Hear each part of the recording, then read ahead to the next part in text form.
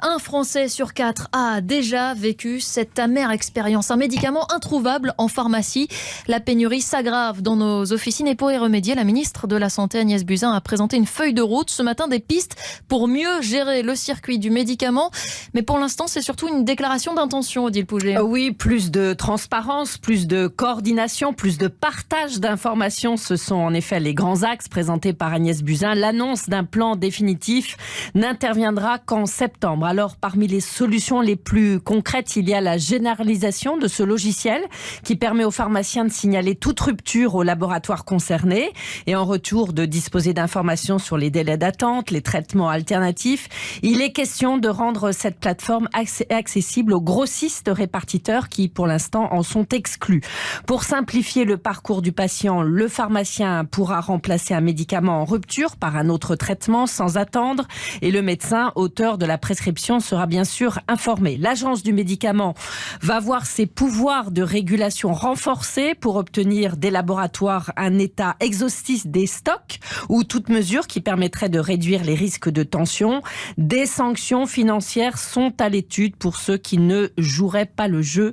Contrôle renforcé également des grossistes répartiteurs qui ont notamment l'obligation de disposer de 15 jours de stock et de fournir le marché français avant d'exporter par exemple chez certains de nos voisins européens qui pratiquent des prix plus attractifs. Explication d'Odile Pouget, spécialiste santé de RTL. Pour aller plus loin avec nous ce midi, Gilles Bonnefond, le président de l'Union des syndicats de pharmaciens d'officine. Bonjour. Bonjour.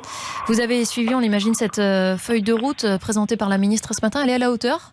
Oui, franchement, c'est la première fois que je vois un dossier pris comme ça aussi complet, en très peu de temps, puisque il y a 8 mois encore, il n'y avait pas cette prise de conscience et des ruptures de stock. Là, la liste des dispositifs qui sont mis en place, du court terme et du moyen terme et du long terme, sont extrêmement complets, avec un comité de pilotage et de suivi. Et je crois qu'il y a 2 mots-clés dans sa communication. Premièrement, la transparence. Et deuxièmement, la responsabilité, avec un outil permettant de mesurer. Donc je crois qu'avec ça, la transparence va permettre de ramener un petit peu de vertu dans ce système qui était très opaque. Je vais vous raconter une anecdote. Lundi dernier, j'avais besoin d'un médicament anticancéreux pour un de mes patients. J'ai appelé le grossiste, il n'avait pas en stock. J'ai appelé le laboratoire, lui en avait en stock. Mais il ne pouvait approvisionner les grossistes que dans quelques jours parce que le médicament était contingenté. Donc c'est hallucinant, c'est-à-dire le produit est disponible, mais il n'est pas au bon endroit et il ne sera pas mis à disposition de la pharmacie dans un délai raisonnable. C'est ça qui ne va pas. Et donc ça va être réglé avec les pistes proposées par la ministre. Ça va être réglé parce que, le contingentement par les laboratoires était lié à un risque d'exportation parallèle par les grossistes répartiteurs, donc ils faisaient du profit en achetant en France et en vendant en Allemagne à la place des laboratoires. Donc les laboratoires bloquer le nombre de médicaments livrés aux grossistes par mois, comme avec leurs propres critères. Et si le grossiste en avait besoin, même s'il n'avait pas exporté, il était pénalisé parce que le laboratoire ne voulait plus l'approvisionner.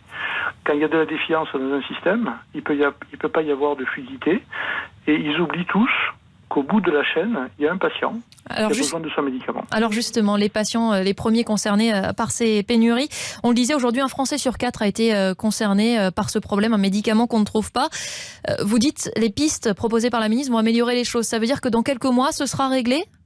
Alors, déjà sur les incidents de fin de parcours entre le laboratoire, le grossiste et le pharmacien, là, ça peut aller très vite et à mon avis, on va réduire de 30 à 40% les problèmes de manque de fluidité.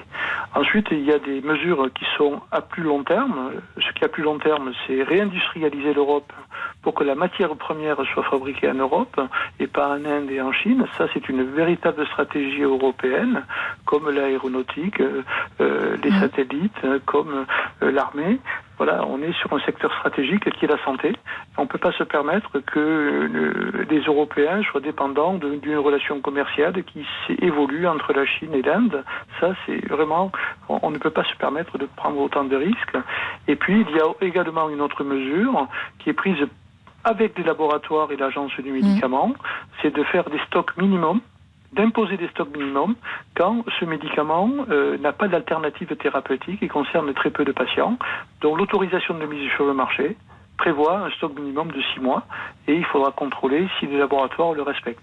Donc une palette de mesures qui est très complète. Franchement, j'ai été impressionné par le programme qu'il y a autour de ces points. Donc on disait que c'était multifactoriel. Et il y a une multi-réponse. On entend votre optimisme.